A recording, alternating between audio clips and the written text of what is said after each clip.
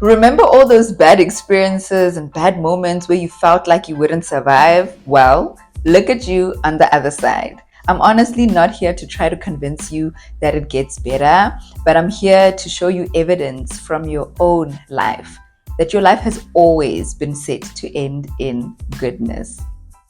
Hey friends, I'm your host Matapa Ramatlama. Welcome to the podcast.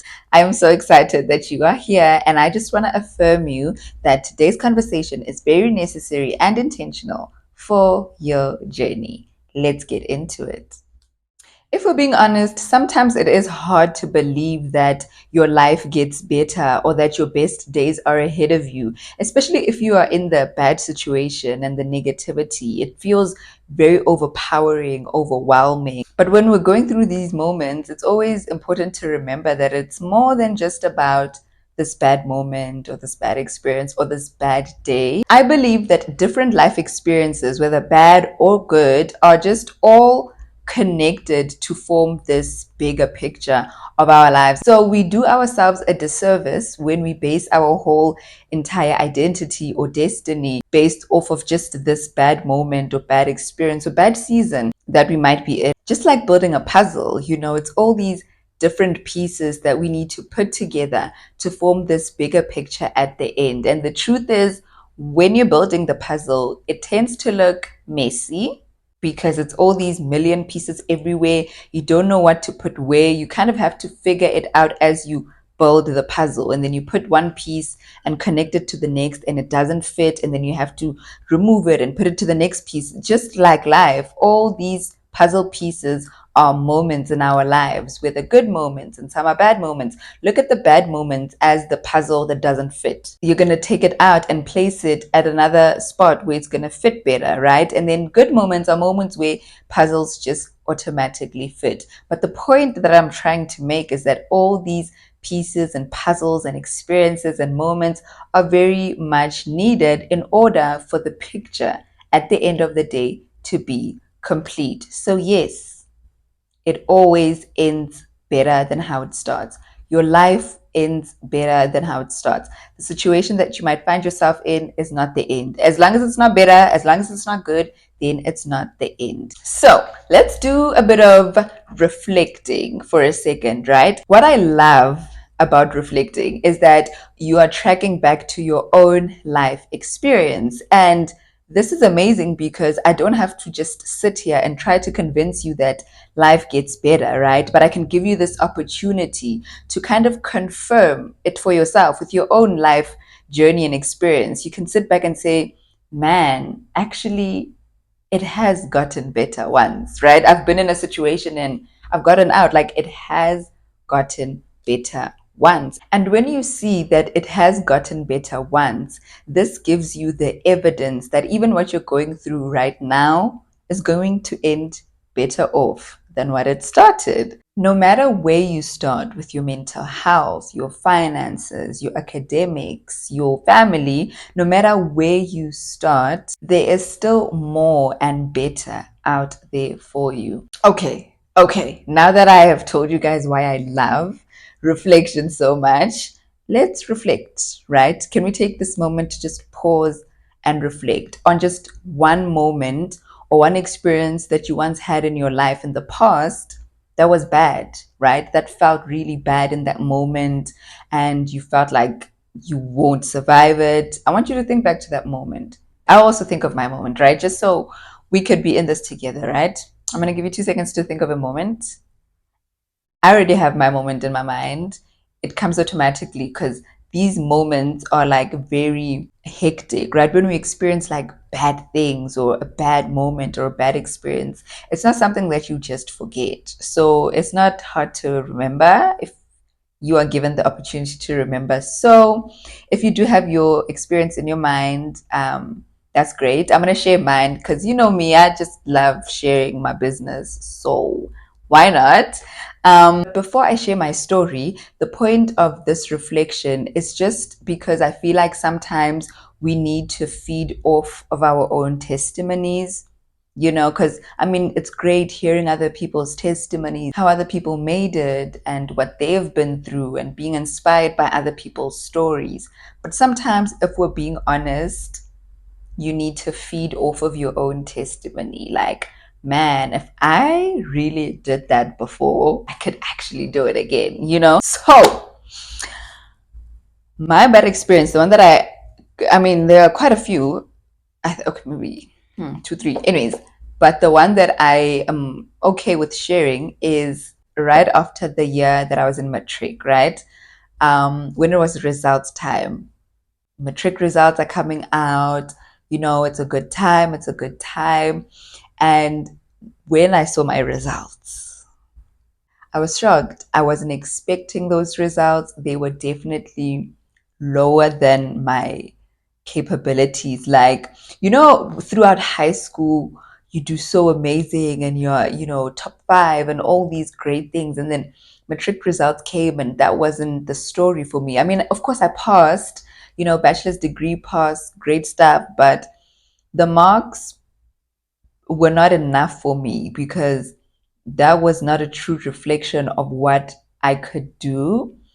And it was devastating, right? And I know why my marks potentially looked the way they looked because I was a matric in 2020 and that was COVID. And I know COVID, affected people differently. COVID was very much something that took me off track. I won't lie. I won't sit here and say it taught me resilience and how to overcome. Child, like, no, I had, of course, already applied to universities with my grade 11 report and stuff, and I was provisionally accepted to some universities. And, I just needed my matric results to be a specific percentage for me to get into the courses that I had applied for. My results came and they didn't meet the minimum requirement to get accepted to university. And that was devastating. That was tough for me. And I think the toughest thing for me was the disappointment, you know. Like, I just felt like I disappointed my family. I disappointed people who were rooting for me, the people who really wanted me to study accounting and study medicine. And, like, yeah, clearly my future is in my hands now, but my future is looking very shaky. Like, it's blurry. I can't see what's going on. Like, it was very, very, very incredibly hard for me. So, during January, I think results came out in January or something, before basically universities started opening and stuff. I was trying to see, okay, what can I study now? Where can I go? It felt like the end. It felt like, okay, so if no university accepts me, then what? Because I'm not going back to high school. Then what's going to happen? Like, it felt very hostile, very daunting. I was down and out. Like, for me, that was the one experience that definitely almost took me into depression. Like, I was not having it. And the thing about it is that you have to stay strong. Like, you have to look okay. What is going on? Like, how can I go from being in the top five all through high school to having to figure out what life has to look like after matric? Like, that was not something that I had planned for. It was not something that was supposed to happen in my books. But I made it out of that. I managed to get into a university. I managed to study something that I actually love and that I actually feel like, wow, this is actually more like me, which was psychology. But my point is, that was, a really bad experience and bad moment and time in my life. But I definitely made it out on the other side. So for me, that is very much evidence that I have been in something tough and bad and something that I never thought I would survive or get out of, but I did. And the ending of it turned so much better. And I got into university. I thrived through my university kind of time. And now I'm graduating next month. And I got distinctions, so it ended better. It's important to look at what actually impacts how things end and how our life turns out and how events turn out. How can you go from a bad to a good or a negative to a positive? Like, what actually impacts how it ends? And I want us to touch on that. So I've written two things that I feel like really are the main things that impact how things end The first one is how we react to the tough moments. So, what I mean with how you react in those moments is basically saying, what do you do with that bad experience or that bad moment? Like, of course, outside of the fact that you need to sit in it, you need to feel it, like you are going to feel sad and all of those emotions because of that experience, but you don't stay there.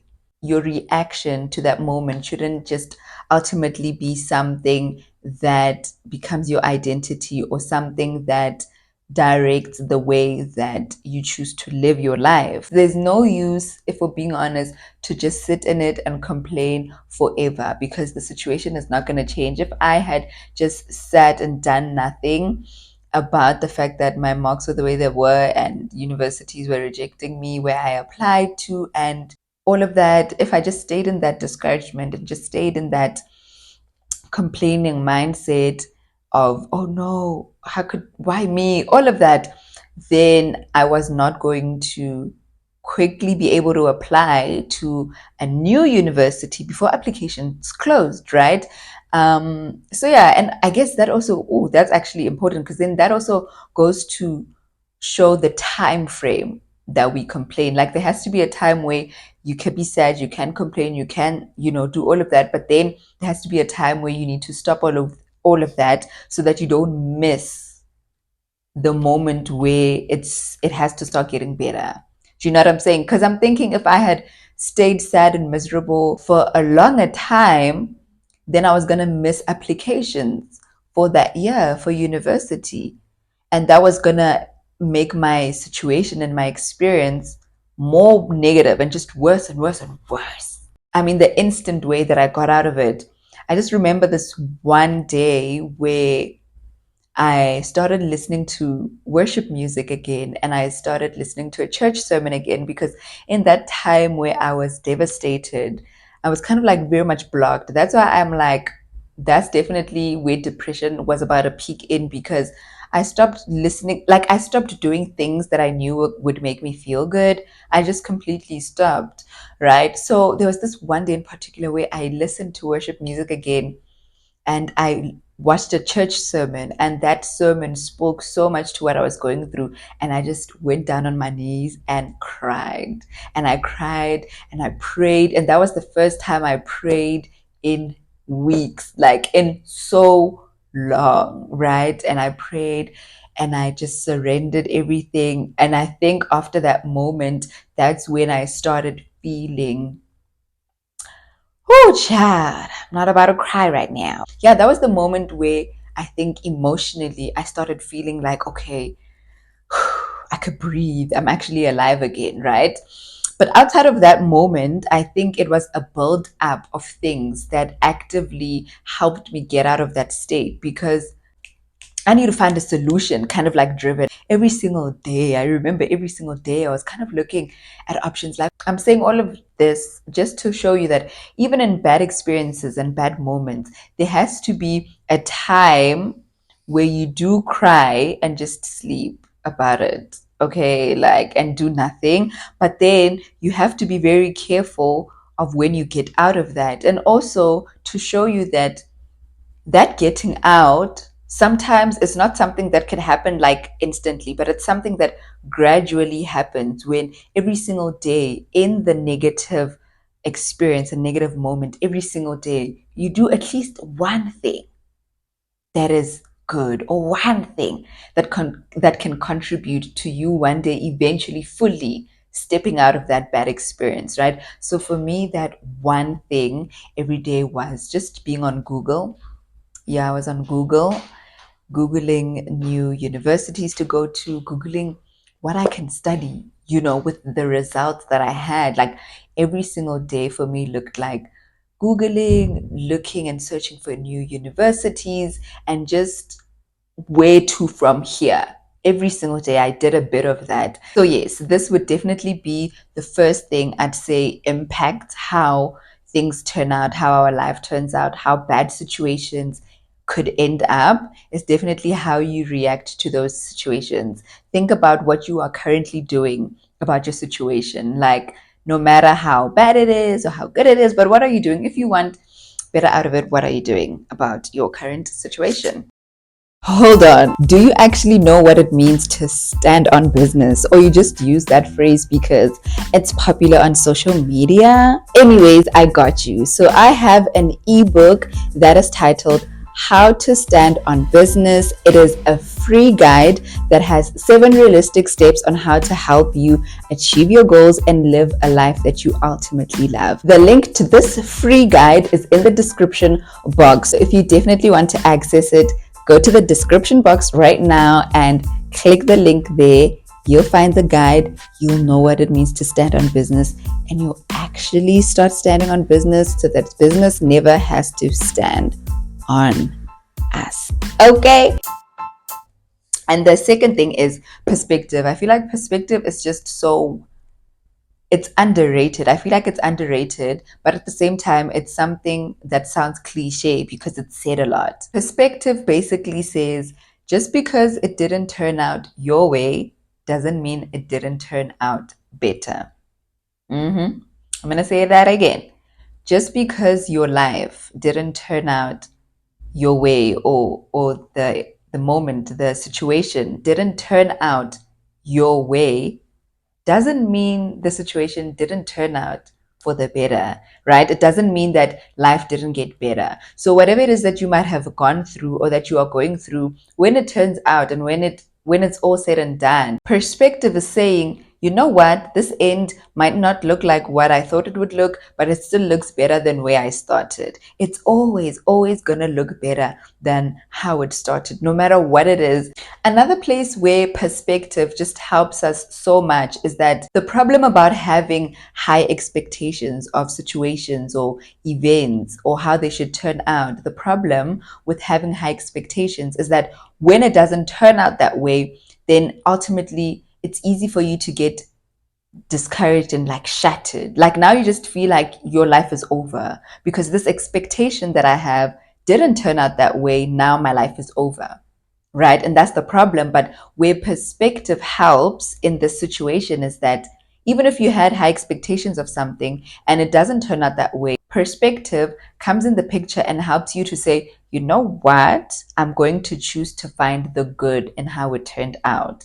Because there has to be a reason why it turned out the way that it turned out. So I choose to find the good in how it turned out instead of beating yourself up about the fact that your high expectations were never met. You can choose to actually see the good and the positive in how it ended up turning out. Having better perspective is being open. It's just living your life being open to the possibility that this could turn out either way. And whichever way that it turns out, I'm going to choose to find the good in how it turned out. I'm going to say this again. Your life will always end up better than the way that it starts.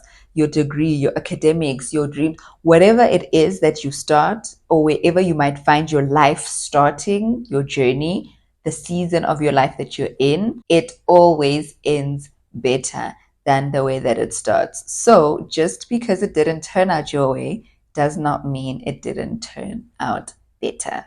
You know, when I was thinking of the title of this episode, I almost titled it You Are Chosen, even when it doesn't look like it. Because I found myself a few days ago when my university called me and they were just asking me, we're just confirming if our graduate has RSVP'd for graduation. And I don't know, I think it was just the first time that I just heard the fact that I'm a graduate and it actually clicked something in me. And after that call, my point basically is after that call, I just sat and had one of the reflecting moments.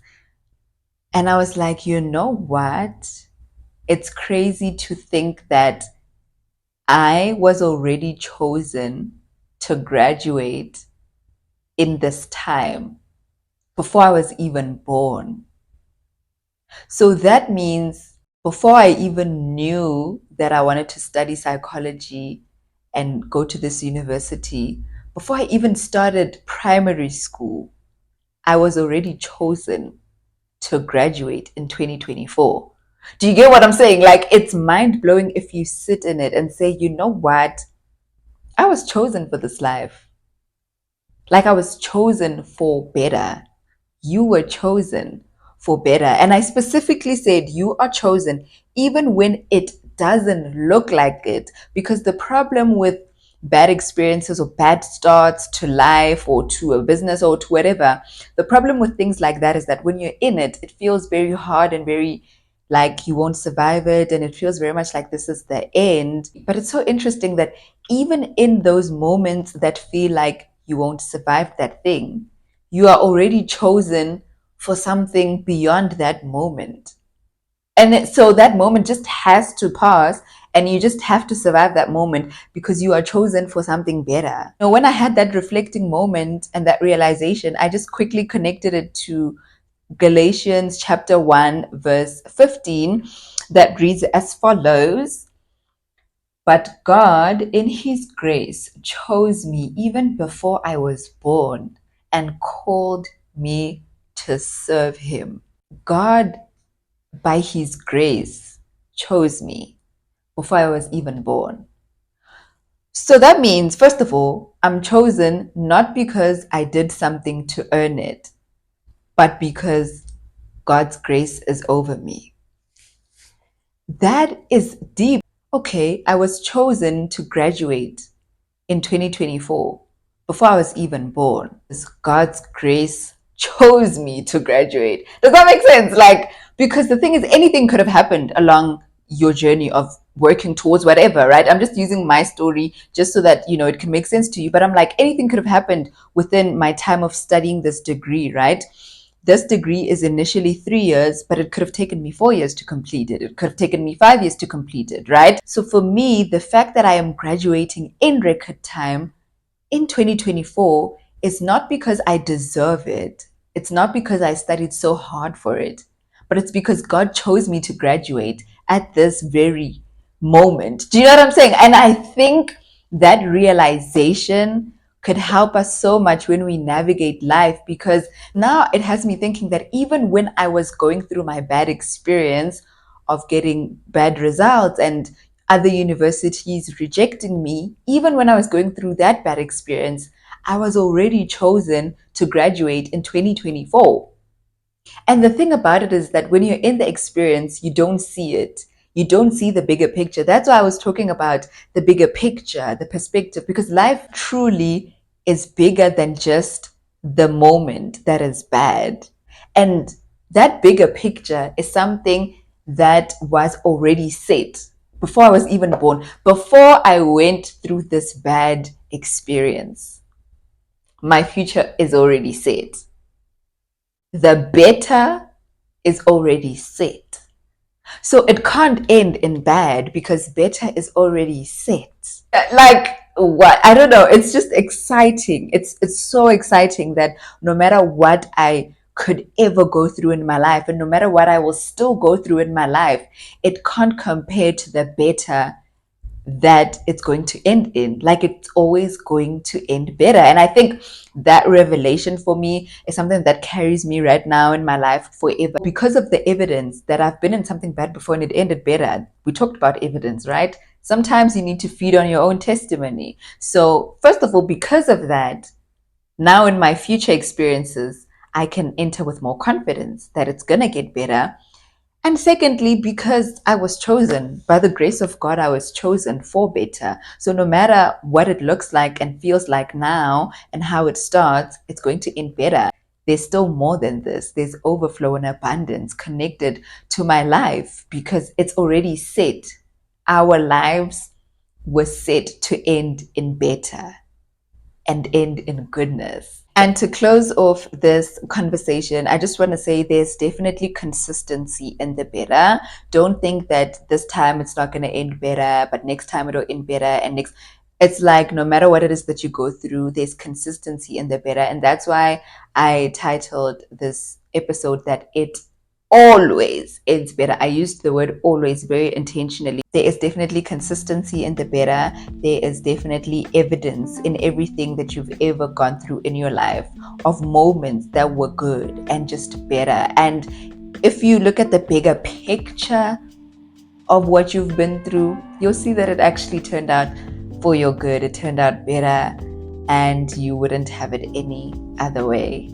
Thank you guys so much for joining me in today's episode. I really enjoyed it. If you want to give us any advice, life advice, listen, we're open to any life advice. So definitely put it in the comment section down below. Don't forget to give this video a huge thumbs up, because when you give it a like, it helps reach a larger audience, and hopefully it could reach somebody else out there who needs to hear this message. On Apple Podcasts and Spotify, definitely leave a review down below if you feel like it. Subscribe and follow the podcast for more episodes. I love you guys so much, and I'll see you in the next episode. Bye.